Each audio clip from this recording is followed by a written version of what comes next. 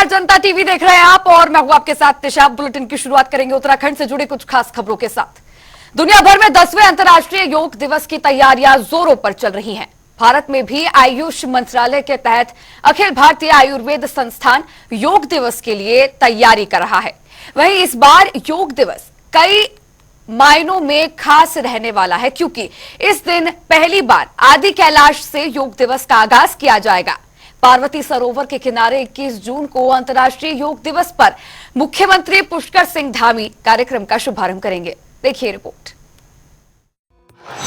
10वां अंतर्राष्ट्रीय योग दिवस 21 जून को मनाया जाएगा इंटरनेशनल योगा डे। कई मायनों में खास होगा योग दिवस। 21 जून को हर साल दुनिया भर में इंटरनेशनल योगा डे सेलिब्रेट किया जाता है।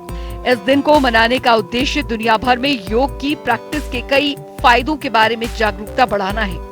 वहीं इस बार भी 10वां अंतर्राष्ट्रीय योग दिवस 21 जून को मनाया जाएगा, जिसको लेकर दुनिया भर में तैयारियां शुरू हो गई हैं। वहीं इस साल अंतर्राष्ट्रीय योग दिवस को महिलाओं पर केंद्रित किया गया है।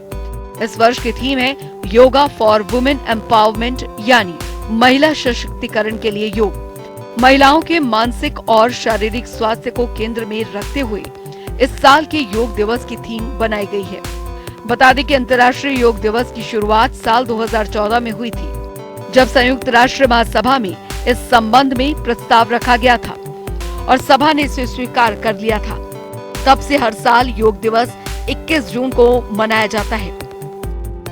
ये आयोजन हर साल एक अनूठी थीम के साथ दुनिया भर में मनाया जाता है। इस साल 10वां अंतर्राष्ट्रीय योग दिवस मनाया जाएगा। इस दिन का उद्देश्य स्वास्थ्य, आध्यात्मिक विकास और वैश्विक शांति के लिए योग को बढ़ावा देना है। ऐसे में भारत में अब तक के योग कार्यक्रमों पर आइए एक नजर डालते हैं। पहला अंतर्राष्ट्रीय योग दिवस 21 जून 2015 पूरे विश्व में मनाया गया। करोड़ों लोगों ने योग किया, जो कि एक रिकॉर्ड था। पीएम मोदी के नेतृत्व में करीब 35,000 से अधिक लोगों और 84 देशों के प्रतिनिधियों ने दिल्ली के राजपथ पर योग किया था। न्यूयॉर्क के टाइम्स स्क्वायर पर करीब 30,000 लोगों ने एक साथ योग किया था। भारत को 2 गिनीज विश्व रिकॉर्ड दिलाए, एक दुनिया का सबसे बड़ा योग एक साथ करने का रिकॉर्ड, दूसरा 84 देशों के नेताओं की एक साथ भागीदारी के लिए।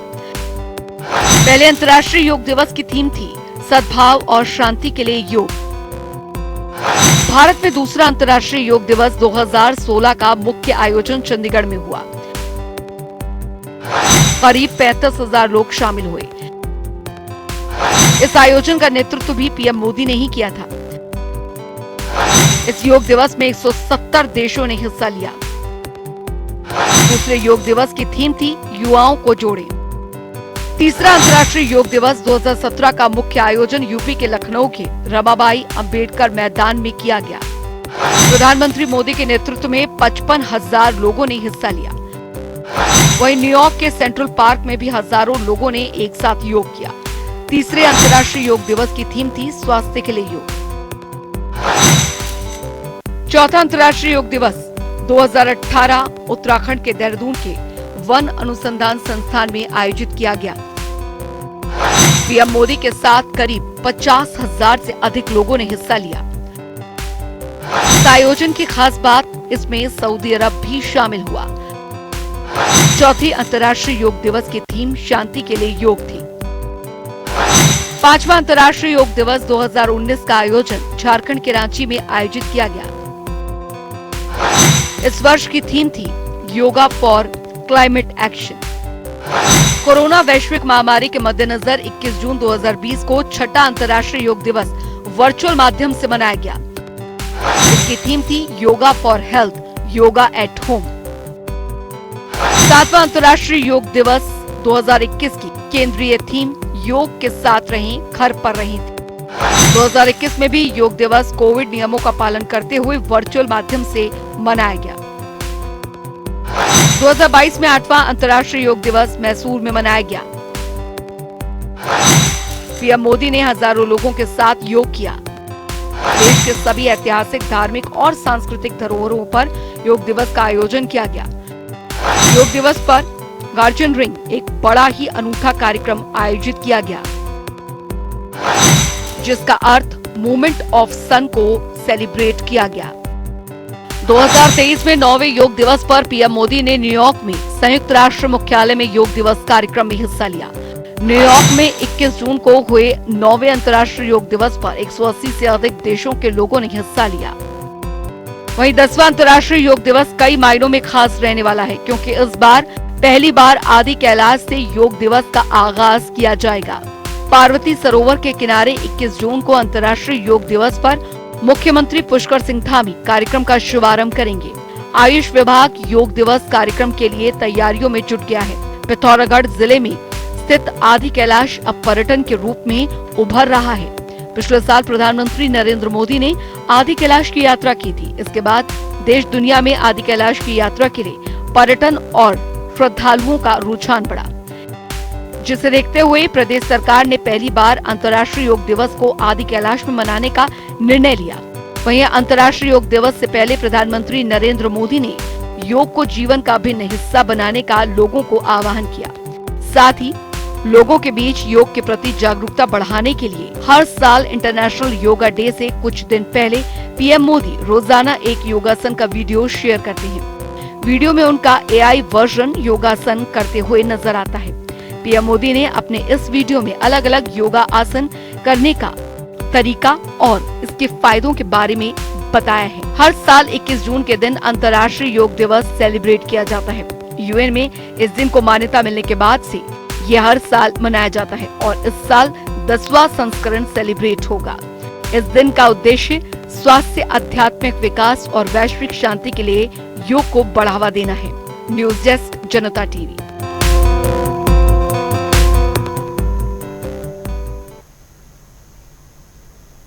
प्रधानमंत्री नरेंद्र मोदी की ओर से पीएम किसान सम्मान निधि की 17वीं किश्त जारी कर दी गई है, जिसमें देश भर के 9.26 करोड़ से अधिक पात्र किसानों को 20,000 करोड़ की सम्मान राशि सीधा उनके बैंक खातों में ट्रांसफर कर दी गई, जिसमें से उत्तराखंड के 7 लाख से ज्यादा लाभार्थी किसानों को 166.08 करोड़ रुपए की धनराशि दी गई। इस दौरान मुख्यमंत्री पुष्कर सिंह धामी और कृषि मंत्री गणेश जोशी ने प्रधानमंत्री नरेंद्र मोदी का आभार व्यक्त किया और कहा कि प्रधानमंत्री किसानों की हमेशा चिंता करते हैं। ये देश की आजादी के बाद किसानों की समृद्धि के लिए, किसानों के सम्मान के लिए किसान सम्मान निधि योजना माननीय प्रधानमंत्री मोदी जी के कालखंड में जो प्रारंभ हुई, उसकी आज 17वीं किस्त किसानों के खाते में चली गई है। मैं आदरणीय प्रधानमंत्री जी का धन्यवाद करता हूं और सभी किसान भाइयों को शुभकामनाएं देता हूं, बधाई देता हूं कि उनकी समृद्धि हो और वो देश के विकास में अपना योगदान दें, किसानों की आय दुगनी हो। ये संकल्प हमारे माननीय प्रधानमंत्री जी का है। उस संकल्प की पूर्ति के लिए जहां राज्य की सरकार, केंद्र की सरकार, ये डबल इंजन की सरकार लगातार काम कर रही है, हम संकल्पबद्ध हैं कि हम किसानों के उत्थान के लिए हर वो काम करेंगे जो जरूरी है।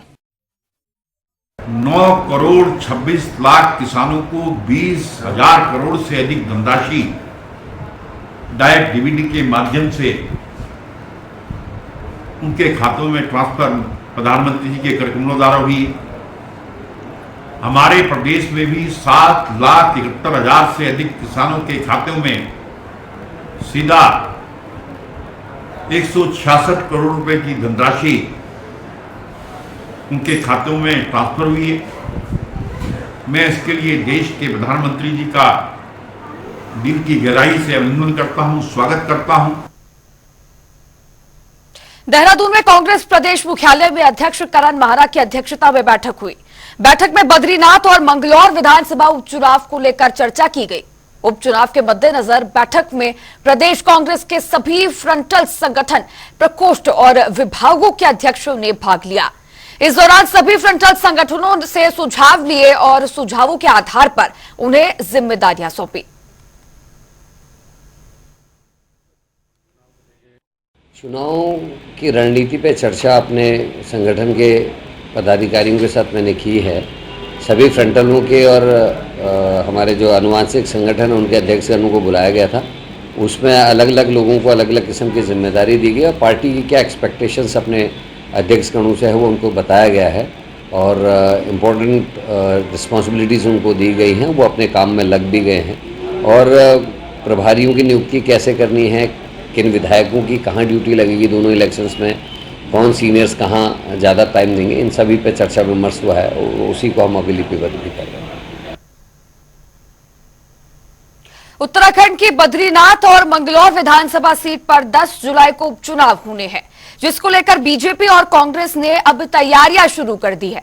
दोनों ही राजनीतिक दलों ने अपने प्रत्याशी घोषित कर दिए हैं। वहीं बीजेपी के केंद्रीय नेतृत्व ने बद्रीनाथ और मंगलौर विधानसभा उपचुनाव के लिए 40 स्टार प्रचारकों की सूची जारी कर दी है। तो वहीं कांग्रेस का कहना है कि बीजेपी के स्टार प्रचारक किस मुंह से अपने उम्मीदवार का प्रचार करेंगे। राजेंद्र भंडारी खुद कांग्रेस के पृष्ठभूमि से रहे हैं और उन्होंने बीजेपी पर कई आरोप भी लगाए हैं।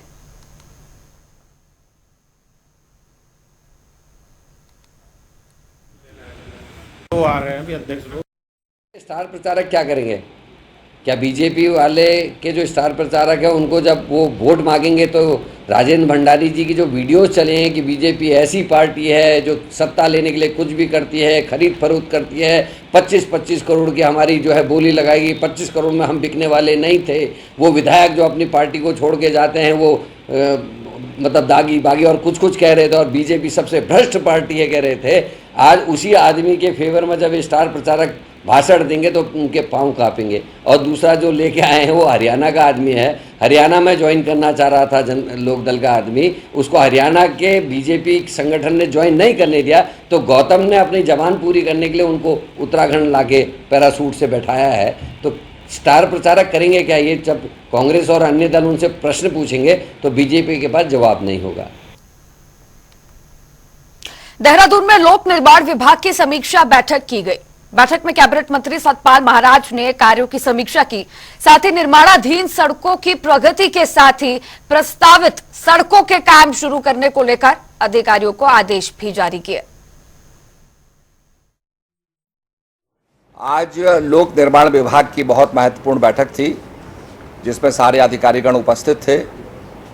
हमारे सचिव और हमारे एचओडी सभी यहाँ पर उपस्थित थे और हमने सड़कों का आकलन किया है। मैं बताना चाहूँगा कि मानसून सीजन हेतु मशीनें व नोडल अधिकारियों की तैनाती की जा चुकी है। वैकल्पिक मार्गों का चिन्हीकरण कर सूचना पट लगा दिए गए हैं। देहरादून के लिए जो विशेष खुशखबरी है कि स्मार्ट सिटी के कार्य आरागढ़ बहल चौक मार्ग लंबाई 2.90 किलोमीटर, लागत 34 करोड़ 80 लाख, घंटाघर दिलाराम चौक मार्ग लंबाई 1.80 किलोमीटर, लागत 36 करोड़ 15 लाख एवं घंटाघर किशनगढ़ चौक मार्ग लंबाई 1.90 किलोमीटर, लागत 38 करोड़ 79 लाख के कार्य पूर्ण किए जा चुके हैं। कैबिनेट मंत्री सतपाल महाराज ने उत्तर समकालीन 8 गैलरी का औचक निरीक्षण किया। इस दौरान उसकी उचित देखरेख न होने पर आक्रोश व्यक्त करते हुए संस्कृति विभाग के अधिकारियों को निर्देश दिए गए कि वहां पर साफ सफाई का प्रबंध करने के साथ साथ धरोहरों का संरक्षण किया जाए।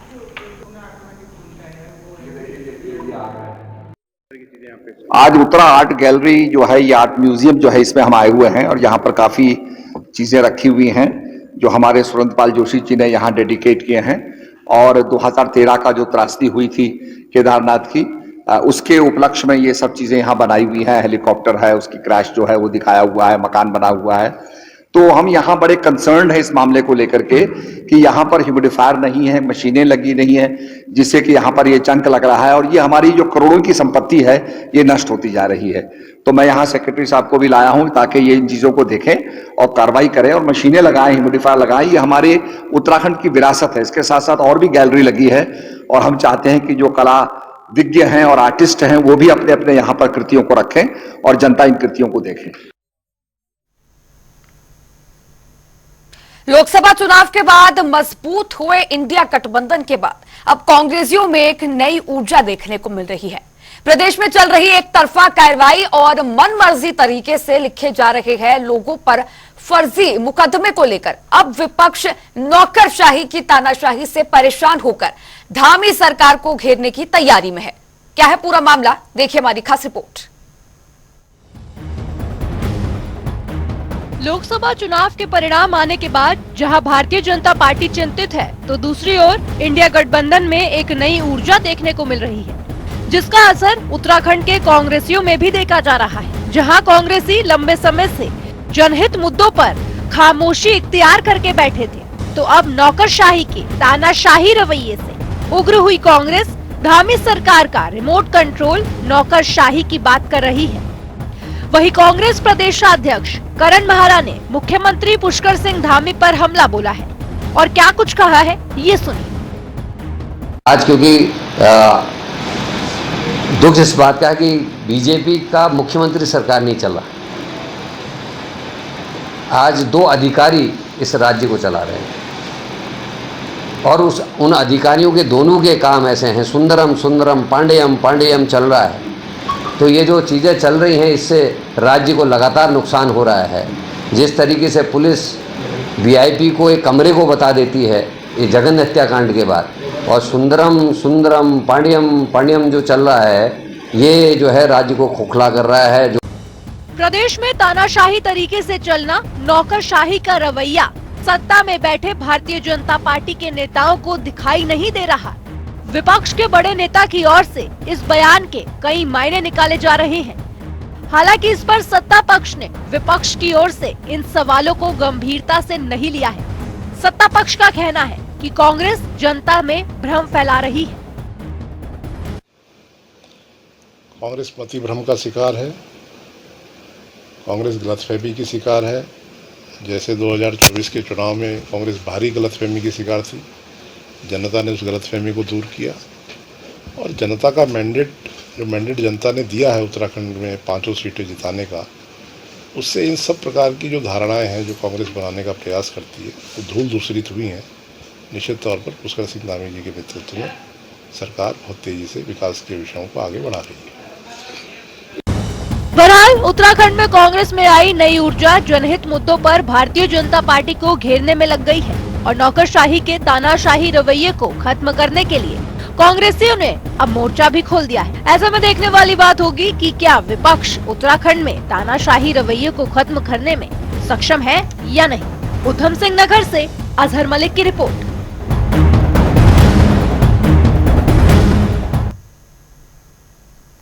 मंत्री रेखा आर्या ने बिनसर वनाग्नि के पीड़ितों से मुलाकात की। इस दौरान उन्होंने मृतक और घायलों के परिजनों को ढांढस बंधाया, साथ ही आर्थिक सहायता के लिए चेक भी वितरित किए।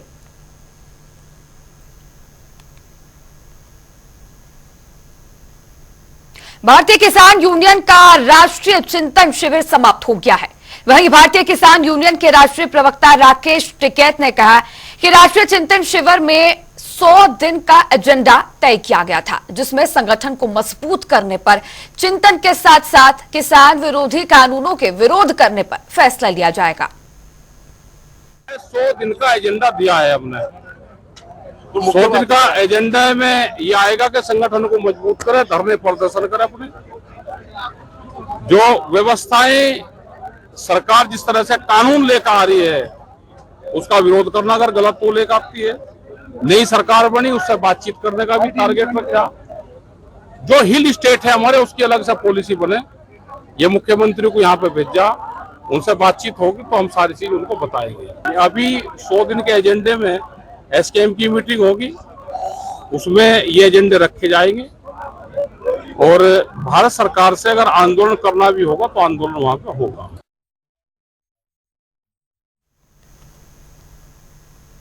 केंद्र सरकार की ओर से जारी की गई प्रधानमंत्री किसान सम्मान निधि योजना किसानों के लिए काफी मददगार साबित हो रही थी, लेकिन इस योजना में नए नियम लागू करने के बाद किसानों को काफी परेशानियों का सामना करना पड़ रहा है।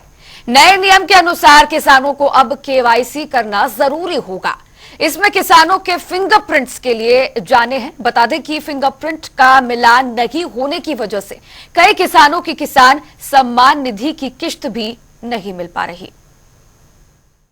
भारत सरकार की जो किसान सम्मान निधि है, देश के किसानों का अपमान की निधि थी। कहाँ सरकार ने कहा कि हम 14 करोड़ किसानों को सम्मान निधि देंगे, और ये 17वीं किस्त आते आते अभी भी 9 करोड़ लोगों का सरकार दावा कर रही है किसान सम्मान निधि देने का। लेकिन उसमें बड़ी गिरावट आई है कि जिस तरह से सरकार ने ये किसानों को जो सम्मान निधि दी उसको भी वापस ले लिया कि वो इनकम टैक्स के दायरे में आते हैं, जबकि वो छोटे किसान हैं, 3 और 3.25 एकड़ और 4 एकड़ के किसान के जोता है। और जिस तरह से केवाईसी के उसके बीच में उलझा दिया है किसान को, जो आम किसान है जिसको अंगूठा लगाने वाला, उसे केवाईसी कैसे अपडेट करेगा, कैसे उसके पास स्मार्टफोन है कि नहीं है, ये सारी चीजें जो है सरकार सम्मान निधि ना देने का एक जो है रास्ता ढूंढा है सरकार ने कि लोग जो है औपचारिकताएं पूरी ना कर सकें और एक खाली सरकार की घोषणा बनकर रह जाए। तो ये किसान सम्मान निधि से कोई लाभ नहीं है। अगर वास्तव में सम्मान देना चाहती है तो किसान को जो है जिस तरह तेलंगाना सरकार ने सम्मान दिया प्रति एकड़ 4,000, उस तरह से प्रति एकड़ 4,000 रुपए किसान को कम से कम सम्मान निधि मिलनी चाहिए। मेरी 11 किस्त आने के बाद बंद हो चुकी है केवाईसी के कारण। अब केवाईसी एक बार करवाने गया था तो उन्होंने क्या हो गया, बैंक वालों ने बोला कि हो गया, ठीक है, वो मैंने करवा 16वीं किस्त आई तो फिर मैं गया तो कह रहा है NPCI करवाओ। नहीं आया, कभी नहीं आया। हम इतना भाग भाग के परेशान हो रहे हैं, 2 बार कागज लगाए हैं, पहले लगाए थे जाफरपुर से बनवा के, इतने पैसे भी खर्च किए तो वो भी आए नहीं। तो गए विकास भवन के चक्कर काट काट के कह रहे हैं आ जाओ कल आओ, 8 दिन जाते रहे, फिर उसके बाद कैंसिल कर दिया उन्होंने। सर हमारी आती थी 2 साल पहले, और पिताजी की डेथ होने के बाद हमने पटवारी जी से बात करी। पटवारी जी ने बोला कि आपकी खतौनी पहले आपके नाम पे आएगी, हमारी जमीन पे हमारी रजिस्ट्री हमारे नाम पे आई। उसके बाद उन्होंने वो खाता ट्रांसफर नहीं किया, उन्होंने कहा नहीं पेंशन लगेगी आपकी। हमने बीच में 2-1 महीने हमने दौड़ा भागी की, प्रधान जी से साइन करवाए, सभी जगह साइन करवाए। तो हम लोग कागज जमा करने गए तो पटवारी जी ने बोला कि अब इलेक्शन की काउंटिंग होने के बाद ही हम कर पाएंगे, उससे पहले हम लोग नहीं कर पाएंगे। खैर खर्चा चल रहा था, दवाइयाँ का कुछ बात आ जाता था, पर जो दिक्कत है केवाईसी करवाने का 2 महीने बाद 3 महीने बाद केवाईसी का हो गया, ये सब दिक्कतें आ जाती है। फिलहाल उत्तराखंड की खास खबरों में इतना ही, लेकिन खबरों का सिलसिला लगातार जारी रहेगा। नमस्कार।